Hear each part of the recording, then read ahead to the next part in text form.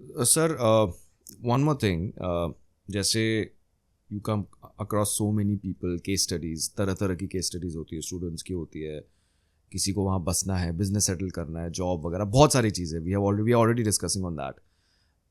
Category wise मैं कहूँगा, specialisation wise, किस तरह के मिथ्स, मिसकंसेप्शन, लोगों को अफवाहें होती है जो आपने देखी हैं, जो आप इसके बारे में डिस्कस करना चाहेंगे? आपको लगता है कि यार ये मतलब पता नहीं कहाँ से ये अफवाहें सुन के लोग आते हैं, जो आप specifically in US visa process? हाँ, देर आर वेरियस थिंग, जैसे कि कंपनीज, हाँ, लोगों को लगता है H1B visa is very easy, it's a very simple, कोई भी अप्लाई कर सकता है, किसी को भी कोई भी स्पॉन्सर कर देगा और आपको वीज़ा मिल जाए. It's not like that. You should have some advance degree over it. आपके पास अगर एडवांस डिग्री है तो ही आपको वीज़ा वहाँ पे मिल सकता है. फिर जैसे कि EB-5 वीज़ा की मैंने बात की, तो EB-5 वीज़ा में लोगों को लगता है if I just invest it I will be getting the green card on urgent basis. ऐसा नहीं, इट टेक्स अ टाइम. आपको एम्प्लॉयमेंट जनरेट करना पड़ता है. You have to generate and you have to be specific for a particular project, वरना आपको return नहीं मिल पाता है.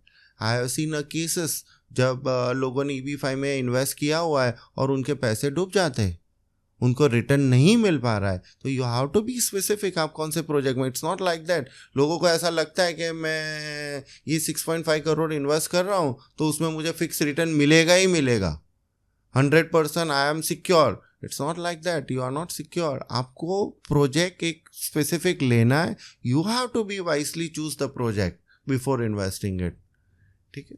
एंड इतना ये पॉइंटर्स. एक्चुअली कभी कभी क्या होता है ना कि हमें एक तसल्ली होती है कि यहाँ पे इंडिया में चलो पैसे दे दिए, काम हो जाएगा.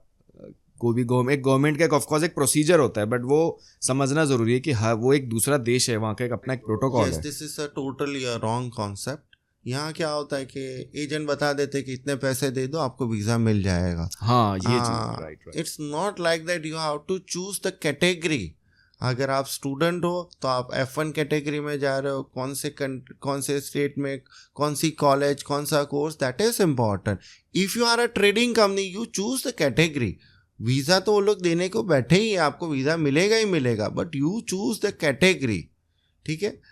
जैसे कि if you are a trading company, और if you are a private limited company, if you are a partnership company, then go for E1 E2 visa.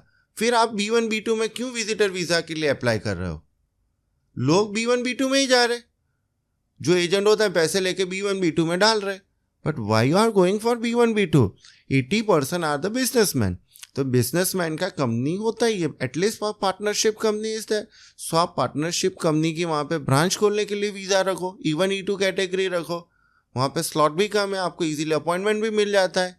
So you go for that E1 E2 category, no? Why you are not going for that one? People don't understand about the different categories for the visa. खुद भी research शायद नहीं करते, और जो उनको guide करने वाला जो एजेंट के जरिए कर रहे हैं, वहाँ से मिसगाइड हो जाते हैं. मिसगाइड हो जाता है. And one more thing I add up to it.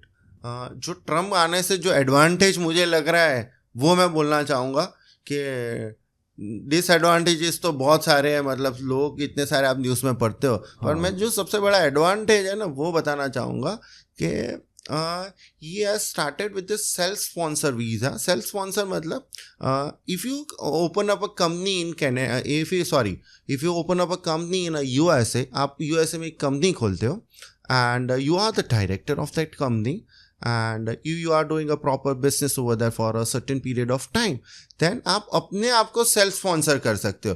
पहले क्या था, कोई कंपनी वहाँ पे आपको स्पॉन्सर करे तो आपको H1B वीज़ा मिलता था. अभी आपकी खुद की कंपनी है और आप खुद को स्पॉन्सर कर सकते हो और आपको वीज़ा मिल सकता है. यस, 18 मंथ का तो ईजीली आपको वीज़ा मिल सकता है H1B कैटेगरी में. So that is I think it's good कि आप सेल्फ स्पॉन्सर करके आप वीज़ा ले सकते हो. You are not dependent on other companies, but the company should be a genuine company, और वहाँ पे वो प्रॉपर वर्कआउट करनी चाहिए, जेन्यूनिटी होनी चाहिए. और जैसा आपने ये फैक्टर बताया, ओके,